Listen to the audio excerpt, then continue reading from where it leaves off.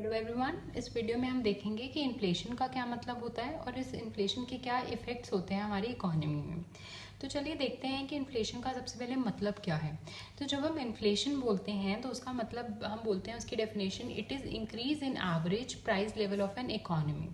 तो हमें ये तो पता है कि हर गुड का एक प्राइस होता है, बट ये पूरी इकोनॉमी का एवरेज प्राइस क्या है। तो जब हम उन गुड्स को कंबाइन कर देते हैं और एक बास्केट ऑफ गुड्स बना लेते हैं, मतलब सपोज करिए हमने एक बास्केट ऑफ गुड्स बना ली जिसमें हमने बोला कि इन गुड्स को मैं इंक्लूड करूंगी, तो उनका जो एवरेज प्राइस मैं निकाल लूंगी, वो एवरेज किसी भी तरह मैं निकाल सकती हूँ, किसी भी फॉर्मूले से वो एवरेज निकाल सकती हूँ। तो उसका जो क्यूमुलेटिव प्राइस उस बास्केट का मैं निकाल लूंगी, तो वो मैं बोलती हूँ मेरी इकोनॉमी वाइड मेरा प्राइस है। अब हमारी इकोनॉमी में सीपीआई होता है, डब्ल्यूपीआई होता है, तो ये बहुत सारे मेजर्स होते हैं ये इन्फ्लेशन को कैलकुलेट करने के लिए। लेकिन हम इस वीडियो में ये नहीं देखेंगे कि कैसे कैलकुलेट होता है, हम ये देखेंगे कि इसके क्या इफेक्ट्स होते हैं इस increase in average price of an economy.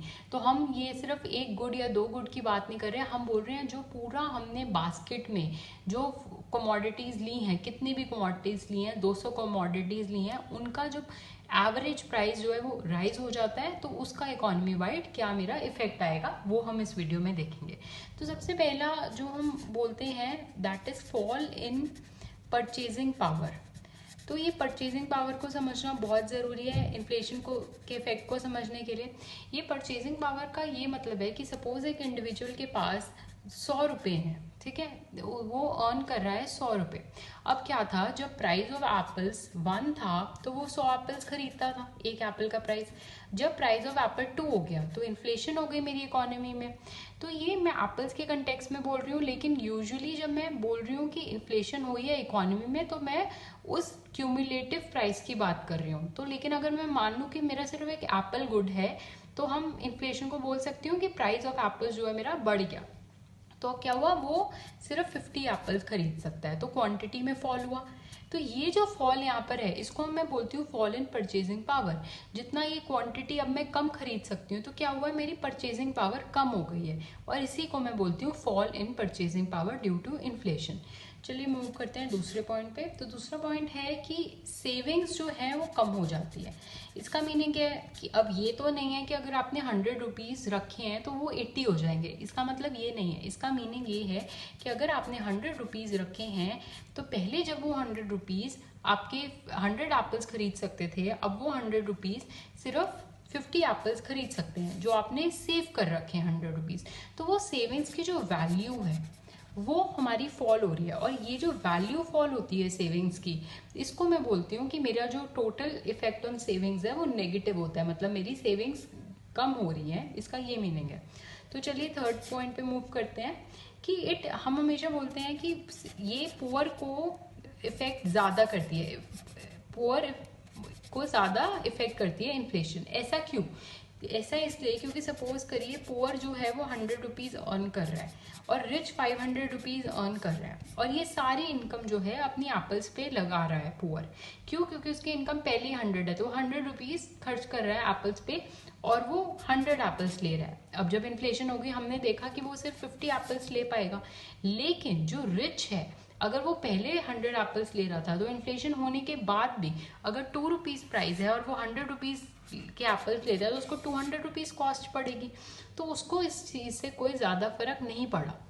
मतलब वो पहले भी 100 एप्पल्स ले रहा था, अब भी 100 एप्पल्स ले रहा है, ऑल्दो उसका अमाउंट ज़्यादा खर्च हो रहा है। और ऐसा क्यों होता है? क्योंकि रिच जो है वो अपनी इनकम का थोड़ा ही परसेंटेज जो है वो स्पेंड करता है कंजम्पशन पे। किस पे? कंजम्पशन पे। लेकिन जो पुअर है वो अपनी कंजम्पशन का 100% स्पेंड कर रहा है कंजम्पशन पे, मतलब कि ज़्यादा से ज़्यादा प्रोपोर्शन स्पेंड करता है। तो इस वजह से जब इन्फ्लेशन होती है तो पुअर की कंजम्पशन तो कम हो जाती है, लेकिन रिच की कंजम्पशन पे कोई इफेक्ट नहीं पड़ता। इसलिए हम बोलते हैं कि पुअर को ज़्यादा इफेक्ट होता है इन्फ्लेशन से। तो चलिए मूव करते हैं फोर्थ पॉइंट पे। फोर्थ पॉइंट क्या कहते हैं? ये बहुत ही इंपॉर्टेंट पॉइंट है कि मेरा रेट ऑफ इंटरेस्ट इकोनॉमी का बढ़ जाता है। ऐसा क्यों होता है कि इसके लिए आप ये समझिए, जब मेरा इन्फ्लेशन हो रहा है तो money supply, real money supply economy की कम हो रही है। मनी जितना है इकोनॉमी का $100 है सपोज मनी इकोनॉमी में, वो तो $100 ही रहेगा, बट उसकी जो वैल्यू है, क्योंकि प्राइस इकोनॉमी का बढ़ गया, हमने देखा परचेजिंग पावर बढ़ गई तो एक तरह से फॉल हो गई, तो एक तरह से उस मनी की जो वैल्यू है वो कम हुई, तो मेरी रियल मनी सप्लाई फॉल हो गई। और हमें पता है इकोनॉमिक्स में जब भी हम प्राइस निकालते हैं किसी चीज़ का तो demand is equal to supply होता है, और ROI जब हम निकालते हैं तो वो मनी का प्राइस है। तो जब मनी की डिमांड मनी की सप्लाई से इक्वल होगी तो मेरा ROI आता है। तो अगर ये मेरी मनी की सप्लाई इस केस में कम हो गई तो क्या होगा, मनी सप्लाई मनी डिमांड से बढ़ जाएगी।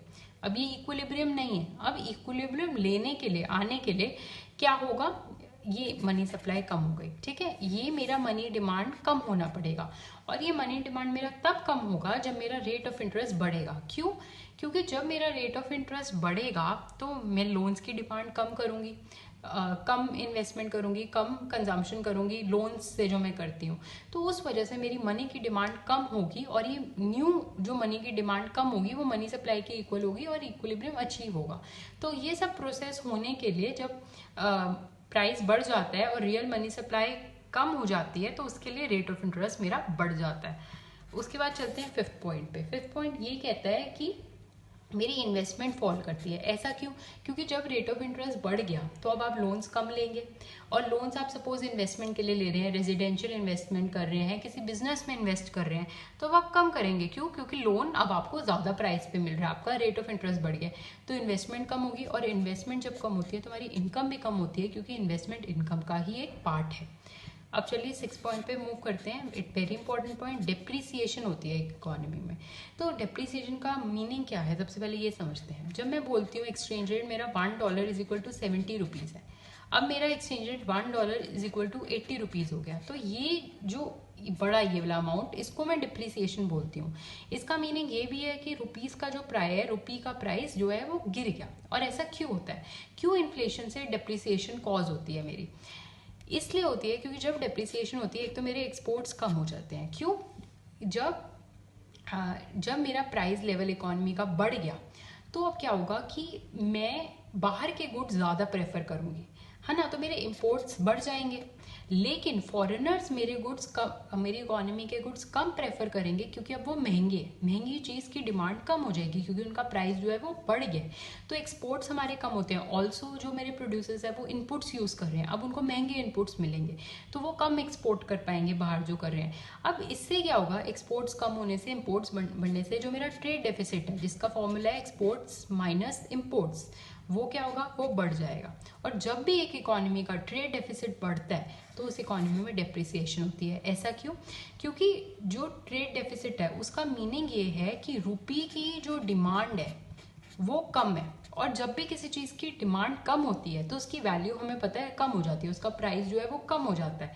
उसकी वैल्यू कम होना यानी उसकी करेंसी की डेप्रिसिएशन होना। रुपये की डिमांड क्यों कम है? क्योंकि अब हम बाहर से गुड्स जो है वो ले रहे हैं, तो हम डॉलर की डिमांड कर रहे हैं, रुपये की नहीं कर रहे। अपने गुड्स कम खरीद रहे हैं क्योंकि महंगाई है, तो रुपये की डिमांड जो है वो कम हो रही है, जिससे मेरी ट्रेड डेफिसिट हो रहा है और डेप्रिसिएशन हो रही है। So let's move to the seventh effect. Seventh effect क्या है कि मेरा जो गवर्नमेंट का बजटरी डेफिसिट है वो बढ़ जाता है। अब ये बजटरी डेफिसिट का मीनिंग क्या है? बजटरी डेफिसिट मतलब G-T, मीनिंग गवर्नमेंट जो खर्चा कर रही है G, वो तो बढ़ गया क्योंकि प्राइस बढ़ गए, अब उसको हर चीज़ का ज़्यादा दाम देना पड़ेगा। लेकिन जो उसके पास जो रेवेन्यूज बढ़े हुए हैं अभी के लिए, जो टैक्स ऑलरेडी कलेक्टेड है, जो डायरेक्ट इनकम टैक्स वगैरह कलेक्टेड है, वो तो सेम ही रहता है। और प्राइस बढ़ने से हमने क्या देखा, परचेजिंग पावर कम हो रही है, यानी इसकी वैल्यू कम हो रही है। तो यानी ये जो डेफिसिट है गवर्नमेंट का, बजटरी डेफिसिट इसको बोलते हैं, ये बढ़ रहा है और ये गवर्नमेंट को नेगेटिवली जो है इफेक्ट करता है। तो फ्रेंड्स ये थे 7 इफेक्ट्स ऑफ इन्फ्लेशन। अगर आपको कोई डाउट है तो कमेंट सेक्शन में मुझे बताइए, और वीडियो अच्छी लगी तो do hit the like button. Thank you so much friends.